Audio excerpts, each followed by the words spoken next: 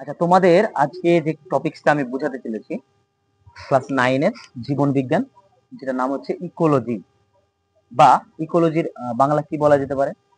বাস্তুবিদ্যা, তাই তো? ইকোলজি যে ব্যাপারটা আছে সেটা আমাদের জানতে হবে ভালোভাবে। ইকোসিস্টেম, ইকোসিস্টেম মানে হচ্ছে বাস্তুতন্ত্র। বাস্তুতন্ত্রটা কি আগে আমাদের জানতে হবে। ধরো আমাদের পরিবেশের মধ্যে যে কোনো একটা স্থান আমরা ধরছি, যেমন আমাদের এই কাবিলপুর অঞ্চল।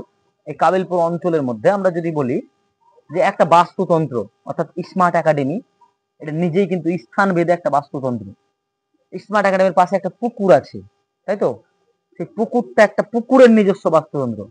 মানে যে জায়গাটায় যে পরিবেশের মধ্যে খাদ্য শৃঙ্খল থাকবে সেটাকে পুরোটাকে কি বলা হবে? ইকোসিস্টেম বা বাস্তুতন্ত্র। ইকোলজি ব্যাপারটা কি? ইকোলজি শব্দটা প্রথম ব্যবহার করেন বিজ্ঞানী আর্নেস্ট হেকেল। কি নাম? আর্নেস্ট হেকেল বা ই হেকেলও বলা হয়। তো ইকোলজি ব্যাপারটা কি? একটা বাস্তুতন্ত্রের মধ্যে, বাস্তুতন্ত্র বোঝা গেছে? বাস্তুতন্ত্র ক্লিয়ার না হলে কিন্তু ইকোলজি বোঝা যাবে না। তাহলে বাস্তুতন্ত্রটা হচ্ছে কোন একটা স্থান যেখানে খাদ্য শৃঙ্খল আছে, অর্থাৎ প্রথম খাদক আছে, তারপর মানে উৎপাদক আছে, গৌণ খাদক আছে, এই সমস্ত কিছু। তুমি যদি একটা পুকুর ধরো, পুকুরটা নিজে একটা বাস্তুতন্ত্র। কেন? একটা পরিবেশ, ছোট্ট একটা পরিবেশকে বলা হয় বাস্তুতন্ত্র। কেন?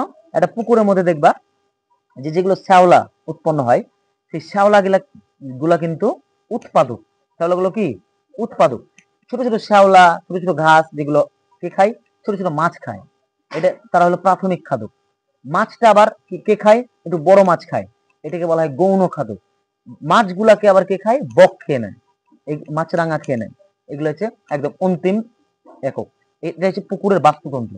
তাহলে একটা ইকোসিস্টেমের মধ্যে, এই ইকোসিস্টেমের মধ্যে যে পরস্পর উদ্ভিদগুলো বা জীবগুলো, মানে প্রাণীগুলো সমস্ত একত্রে মিলে জীবগুলো একটা বাস্তুতন্ত্রের মধ্যে বা পরিবেশের মধ্যে যখন বিভিন্ন জীবগুলো একে অপরের সঙ্গে অন্ত সম্পর্ক মানে কি? আত্মার সম্পর্ক, মানে একে অপরের উপর নির্ভরশীল।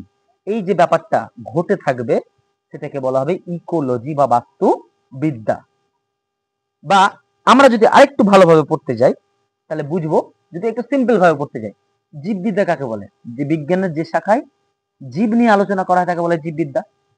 তো বাস্তুবিদ্যা কাকে বলে বা ইকোলজি কাকে বলে বলবো?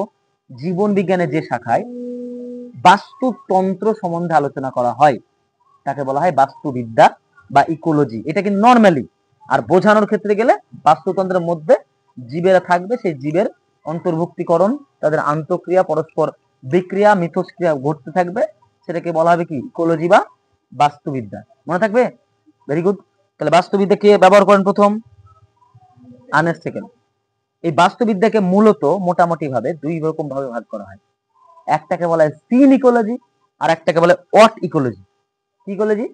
সিন আর অট। আচ্ছা, অটো যদি বলি আমরা, অটোতে হাইস্ট কতজন লোক আটে? 12 জন বা 10 জন, তাই তো? হাইস্ট। তাহলে আমরা কে পরীক্ষাতে এরকম আসতে পারে যে কোন ইকোলজি বড় সবচেয়ে? সিন ইকোলজি বড় না অট ইকোলজি বড়? অট ইকোলজি ছোট আর সিন ইকোলজি বড়। কেন? সিন, যখন আমরা ছবি তুলতে যাই তখন কি বলি? এই দারুণ একটা সিন আছে। তো এরকম কিন্তু অসংখ্য পৃথিবীতে আমাদের সিন আছে, মানে দৃশ্য আছে। এটাকে বলা হয় সিন ইকোলজি। আর ওয়াট ইকোলজি কাকে বলে? কোনো একটা বাস্তুতন্ত্রের নির্দিষ্ট প্রজাতির জীবের মধ্যে, ভালো করে শোনো, ধরো একটা বাস্তুতন্ত্র আছে, আমি পুকুর দিয়ে যেহেতু তোমাদের উদাহরণ দিয়েছিলাম, পুকুরের মধ্যে শুধুমাত্র মাছ, মাছ এবং মাছেরা যে নিজেদের মধ্যে সম্পর্ক স্থাপন করবে সেটাকে বলা হবে ওয়াট ইকোলজি। ঠিক আছে? আর সিন ইকোলজি কাকে বলে? শুধুমাত্র একটা প্রজাতির উপর নির্ভর নয়, বাস্তুতন্ত্রের মধ্যে যতগুলো মানে প্রজাতি আছে সমস্ত জনের মধ্যে যে বিক্রিয়া ঘটবে তাকে বলা হবে কি? Synecology. তাহলে আমাদের স্বভাবতই সিন ইকোলজিটা কি? বড়। মনে থাকবে? বেশ, ভিডিও